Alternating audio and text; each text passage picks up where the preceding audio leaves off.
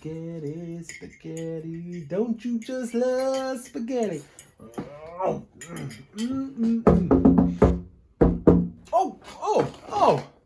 oh man, I completely forgot about the time. Sorry. Come on in. Yeah, I'm so sorry about that. Oh, is that what smells so good? I love spaghetti. Yeah, me too. I'm just finishing up lunch, man. I just love spaghetti. I love pizza, chocolate, and oh, sorry. I'm making myself hungry, and I just ate. Yeah, I know, right? Well, let me just clean this up, and we can get started with our lesson. All right? All right. Well, before Justin gets here, I guess we can just kind of talk about what our lesson's going to be on today, which is going to be on love. What is that noise? I don't hear anything. What do you mean by love? Well, love is viewed in many different ways. Oh, come on. You can't hear that now? Oh, yeah. It's coming from outside. It's Justin. He's like dancing or something. Dancing? Let me see. Hey,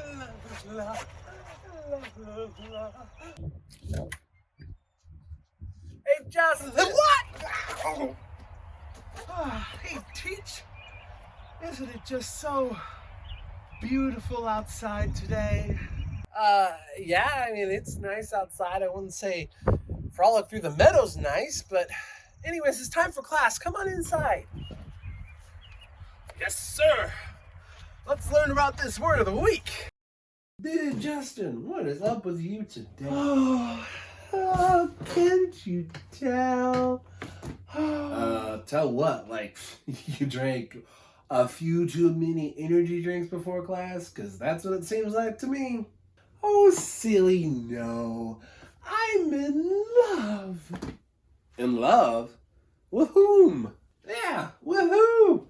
Oh, this girl in my class. She's just so gorgeous and smart and beautiful and funny and cute and adorable. And did I mention she's just beautiful? Okay, dude, we get it. Sounds serious. Oh, but it is. I think we'll end up getting married. Oh, yeah? How long you been dating?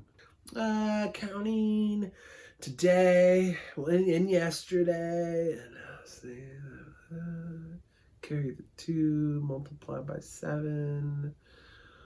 0 days. Wait, did you even ask her out? Not yet. Does she even know you exist? No, not yet. And you think you're gonna marry her? Yep, because we're in love. But you haven't even met her. Oh, but it's written in the stars. Okay, Justin. Well, maybe you'll learn a little something from our word of the week. Yeah, it's on love, and I'm gonna guess it's probably not on the type of love you think you have, Justin.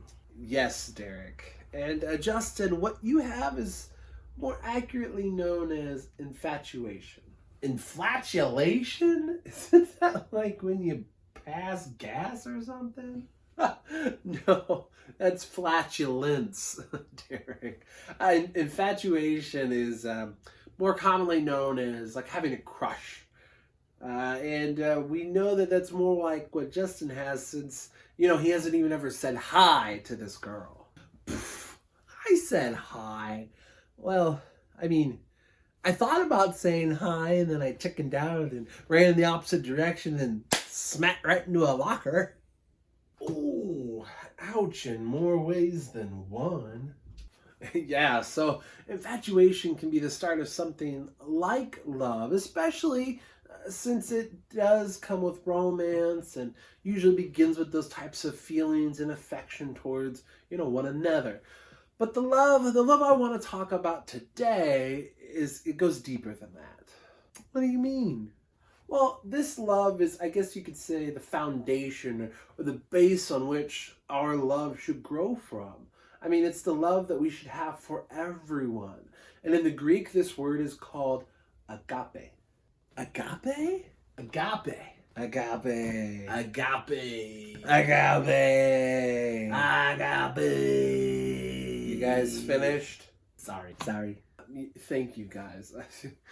This word agape might be a weird word to us, but to first century Christians, it was the foundation of their faith in Jesus. You see, Jesus lived this agape love, which also we can kind of call unconditional love.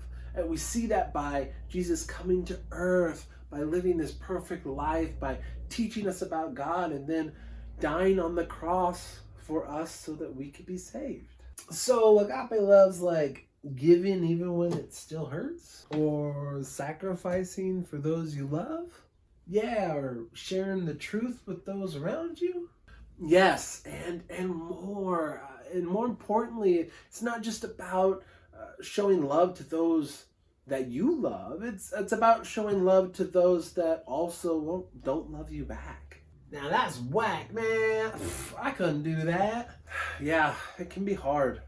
But to truly understand agape love, maybe we need to see a story, this true story in the Bible that helps us understand what this unconditional, self-sacrificial love looks like. The story begins with Egyptians and Hebrews. This is after the time of Joseph, and this Egyptian pharaoh has risen up, and he's freaking out. He's kind of paranoid and scared that all these Hebrews are multiplying, and they're trying to, well, he thinks they're trying to maybe take over the country. And so he's getting a little suspicious, a little paranoid, and he doesn't want them to rebel. So he tries to push them harder and harder to submit them to being more slaves. And he gets a little more scared, so that he ends up going to this crazy situation where he's like, oh, okay, so now I'm going to thin out the population. And so his thought process was, I'm going to have all the newborn baby boys be thrown into the river so that they don't make it. Oh, geez, that's pretty intense. I mean, how in the world is that story about love? Well, if you read Exodus 2:1-10, then we can find out. Okie dokie. Let's see. About this time, a man and a woman from the tribe of Levi got married. Oh, just like me and my beautiful girl. The woman became pregnant and gave birth to a son. She saw that he was a special baby and kept him hidden for 3 months. But when she could no longer hide him, she got a basket made of papyrus reeds. It's getting harder and harder to hide his little cries. But we know that he's going to be used for much greater things, and we must trust God. So come along, Miriam, come along. But Mother, what if we get caught? Won't we get in trouble? Yes, my dear, I know, but my love for this child is far too great, and my trust in the Lord allows me to face many trials, so we must continue. Okay, but what are we planning to do? Well, Miriam, we're going to do exactly what Pharaoh asks. We're going to throw him in the river. What? How does that show love to my baby brother? Shh, Miriam, they'll hear you. I'm going to put him in this, of course. I'm not a savage. Oh, yes, I'm sure that's going to keep him safe from the crocodiles. What? Crocodiles? Of course, Miriam. We're going to keep him safe because you're going to protect him from the crocodiles, and you're going to keep an eye on him. I know, Mama. You're on your own. Now listen here, Miriam. Don't you love your little brother? Well, of course. Then we need to do whatever we can to make sure he stays safe. Well, I don't know how sticking a baby in a bowl and throwing him in a river with crocodiles is going to keep him safe, but I love you, Mother, and I trust you. There you go, little baby. You'll stay safe in the basket in the water with all the crocodiles. And Miriam, I'll be back later. Make sure you keep an eye on him. And make sure he doesn't go anywhere. I'll be back in a few hours. Yes, Mother. I'll keep an eye on him and I'll never let him out of my sight. Yes, Miriam, you keep him safe. I'll be back in a few. Yes, Mother, you have my word. I will keep him safe always and never let him go. Oh, boy, where did he go? Oh, no, oh, no, oh, no. Oh, no. Some of the royal family's out on the river today. I'm gonna go down to the river to catch some frogs. Isn't she just like the weirdest daughter of Pharaoh? Yeah, she's like, ew. I mean, frogs? I mean, who would want to see a frog? I wish I would never see a frog for the rest of the days of my life. I heard that. We're sorry, Your Majesty. They found the baby. Oh no, my mom's gonna kill me. Oh, that's so good. Oh, wait. Oh, come here. There's a baby. There's a baby in the water. Oh, precious little baby. I need to hide. This must have been one of those Hebrew baby boys that my father told to throw into the river. Well, it looks like the family did what my father asked, but did it in such a way to try to protect this child. They must have really loved this child. Oh, he's so sweet. Oh, I want to keep him. But your father. But I want to keep him. But his orders. But I want to keep him. Yes, Your Majesty. Oh, but he's so little. I need somebody to take care of him because I'm young too and I want to go out and be with my friends and stuff, but I want this little baby boy as my son. We need to find like a nurse mother or something for him. Oh, hey, you young lady, you young lady that cannot hide very well. Who? Me? Yes, you young Hebrew girl hiding behind those sticks.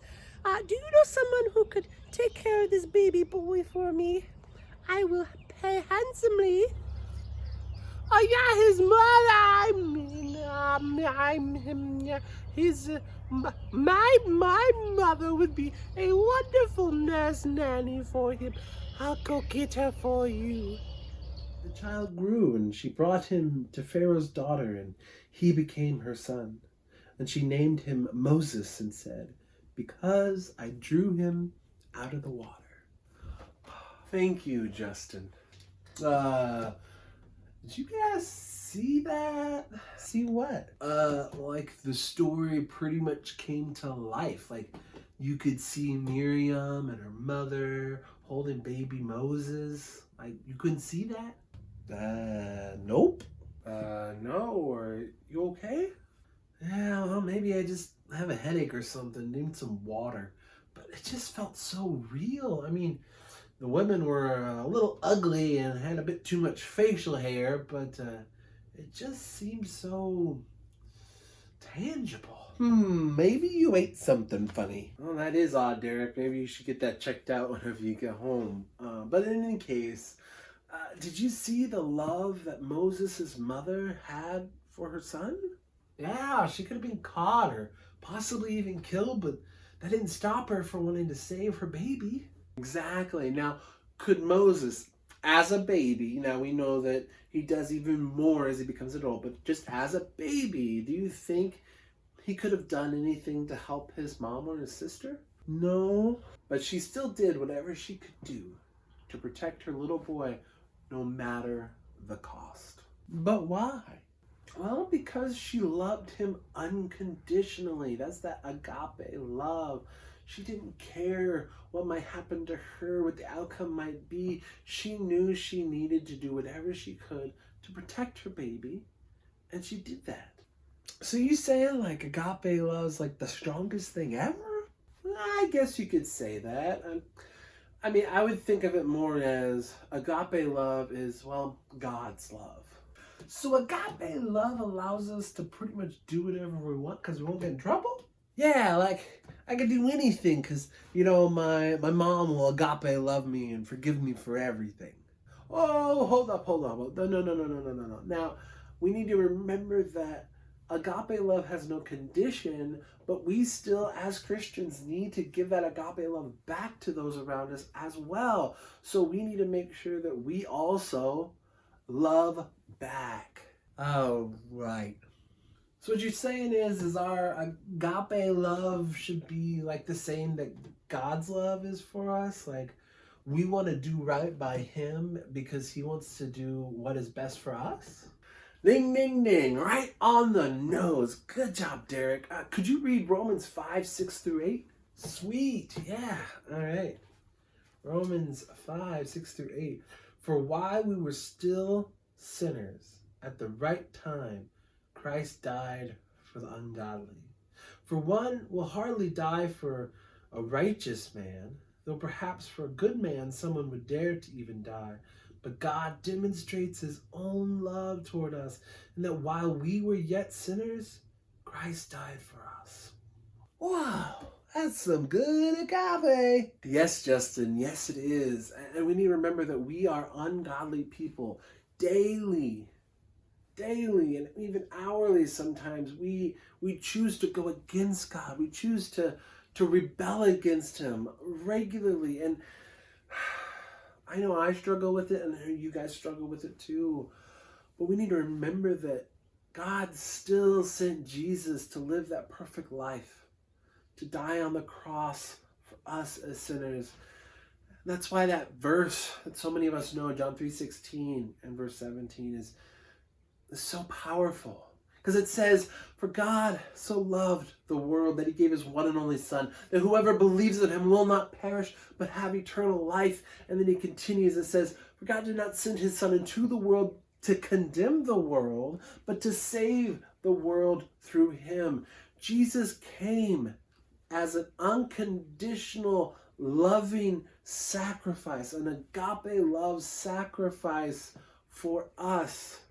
He did it for us. Now we can choose whether we want to accept and acknowledge that and live for him or not. But Jesus still came and died for us. He wanted to give us a chance. He didn't come for a reward. He didn't come to win anything or gain anything. But he came to allow us to win and gain everything. Man, I've not been very good at agape-ing those around me. Yeah, I mean, most of us do struggle with that. But we need to remember that when we do struggle, Jesus did give us some words of encouragement.